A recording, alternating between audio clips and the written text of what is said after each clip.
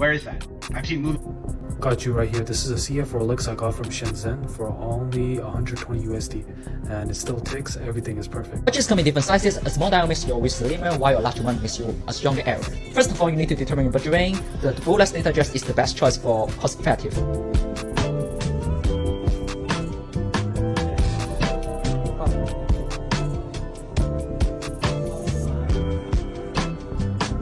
Are Rolex watches made in China? So what I know to be true, and having seen with my own beady little eyes while working at Swatch Group, who own, is that they have bracelets, dials, cases, hands, movement components, all made in China. I've seen the packaging for them, I've seen the country of origin stamped on them, I know that to be true. Rolex mass-produced watches are the best mass-produced watches you can get. They make, what, 1.2 to 1.5 million watches a year. They're not made by hand. They're made on a production line. They do machine pretty much everything. There's no hand finishing. It doesn't take them a year to make a watch. They're the best mass-produced watch. They're the Toyota Corolla of watches. What if I told you that the luxury watch you, or someone you admire, paid $10,000 for might have been born in the same Chinese factory that makes $300 knockoffs? What if the grand Swiss-made label, the hallmark of prestige and craftsmanship, was more of a marketing illusion than a manufacturing reality? The truth behind the luxury watch industry is far more shocking, global, and, dare I say, manipulative than you've been led to believe. Stay with me to the end, because what you're about to discover will change how you see every luxury timepiece forever. Swiss watches really made in China? I went to Shenzhen to find out. It's the epicenter of Chinese watch manufacturing, and according to this one expert, Tissot make about 4 million watches a year, 300 watchmakers in Switzerland. Do the math. there's compelling evidence that Swiss-made on the dial doesn't mean the watch was made or constructed in Switzerland. When I did find the higher quality knockoffs, they all pointed me in the direction of one particular factory. Unfortunately, they wouldn't let me film inside, but I can tell you the quality was very high. Certainly, lots of micro brands manufacture in Shenzhen, as well as lots of big brands. Let's talk numbers. A Tudor Black Bay for $4,400. A Rolex Submariner for just over $10,000. A Royal Oak from Audemars Piguet, north of $36,000, if you can even get one. These aren't prices for timekeeping devices, they're symbols. For decades, luxury watches have been sold not just as products, but as passports to status, wealth, and a certain elite identity. And because of that, the word cheap has never had a seat at this table. But as you'll see, the price tag often has little to do with where and how these watches are really made. Contrary to what the brochures and boutique displays would have you believe, the beating heart of the global watch industry isn't nestled in the snow-covered hills of Switzerland. 打包之后好漂亮哦。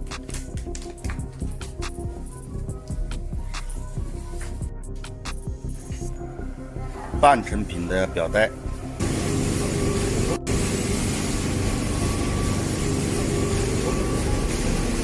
哦，磨了之后它就不会擦手了。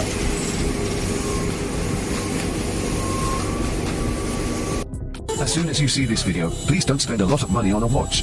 I am a watch factory from China. Because I can no longer bear that you spend tens of thousands or even hundreds of thousands of dollars to buy watches, I take the risk of offending all brands to tell you one thing. In fact, watches do not need to be that expensive. I can let you get a big brand watch with 1% of the original price. It's humming inside the sprawling industrial complexes of Shenzhen, China. Between 85% and 95% of the world's watches are produced in China, with Shenzhen as the epicenter of this quiet empire. Yes, even the affordable Casios and no-name quartz pieces. But here's the twist, Shenzhen doesn't just produce throwaway watches. The city is now home to state-of-the-art factories capable of crafting high-end components that rival, and in some cases surpass, Swiss counterparts. These are not back-alley replicas with plastic parts and misspelled logos. We're talking about sapphire crystal glass, ceramic bezels, polished steel bracelets, and automatic movements that can hold their own under a loupe. In fact, many of these factories claim they've been quietly supplying parts, or even whole watches, to some of the world's most famous Swiss brands. Over the past few years, a wave of whistleblowers, factory insiders, and former brand employees have begun to share shocking revelations. Fired from Swatch Group today for talking about their products on TikTok. Before we get into the reasons why I was fired, just for the people who don't know, Swatch Group is a large Swiss watch group that comprises brands like Omega, Longines, Tissot, Breguet, Blancpain, Rado, Hamilton, and of course Swatch. One of the reasons that I got fired was for this video where I talk about how Swiss watch brands say they service your watch but actually just swap out the movement for a new one, and that was classified as a breach of company confidentiality. Oh, and also, how could I forget when I talked about how Omega parts for watches weren't made in Switzerland but were instead made in China. That's probably a big one. TikTok creators are unboxing so-called replicas that are visually and materially identical to the real thing. Telegram groups are selling what they call factory builds, not counterfeits, but watches assembled using the same components as luxury originals. Even YouTubers have begun to expose supply chain links between major brands and Chinese factories. These aren't $30 knockoffs you pick up on Canal Street. These watches use surgical-grade stainless steel, applied indices, complex case construction, and precision movements. The difference? They didn't get their rotor installed in Switzerland, and that makes all the difference in marketing. Let's address the crown jewel of the lie, the Swiss-made label. Most consumers assume that if a watch says Swiss-made, it was entirely built in Switzerland, by Swiss watchmakers, using Swiss parts. That's not even close to the legal requirement. According to Swiss law, only 60% of the watch's value needs to be Swiss, and that value includes abstract factors like design, branding, and final assembly.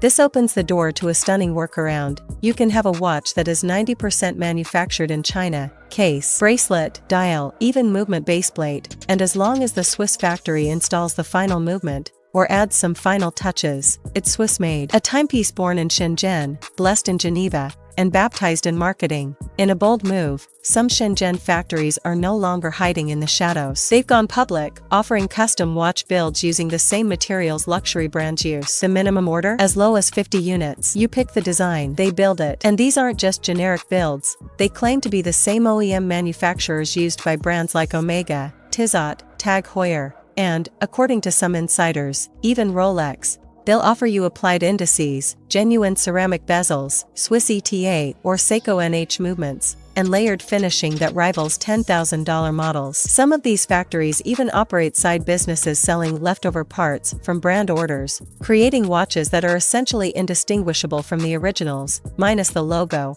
Something happened recently that the watch world is still whispering about. Rolex, the epitome of Swiss luxury, quietly dropped prices on several models. The Submariner, GMT Master 2, and even the colorful Oyster Perpetual saw subtle price reductions. No press release, no fanfare, just quiet markdowns, mainly through select ADs and gray market dealers. Why? Because Chinese exposes were going viral. Because Telegram and Reddit were catching fire. Because people were asking the question you're asking right now. What exactly am I paying for? These brands, masters of perception, are scrambling to maintain the illusion of scarcity and exclusivity. A new ecosystem has emerged, one that luxury brands can't control. Factory-built watches are being sold directly to consumers through Telegram, WhatsApp, and WeChat. These aren't marketed as fakes anymore. They're called parallel builds, homages, or B-grade OEMs. And here's the crazy part. Many of these watches are made using the same tooling, same assembly lines, and sometimes the leftover inventory from the very brands they're imitating. You're no longer buying a counterfeit, you're buying a watch that was almost branded luxury. Let's talk profit. The production cost of a $6,000 Omega is about $1,200. Brands like Omega and Tag Heuer mark up by 4x. Rolex pushes closer to 5x. Then retailers add another margin. By the time it lands on your wrist, you're paying 5 to 7 times what it actually costs to make. Indie brands like Christopher Ward cap their margins at 3x, and are brutally transparent about it. So when you ask why a watch costs $10,000, remember, you're not paying for material, you're paying for mythology.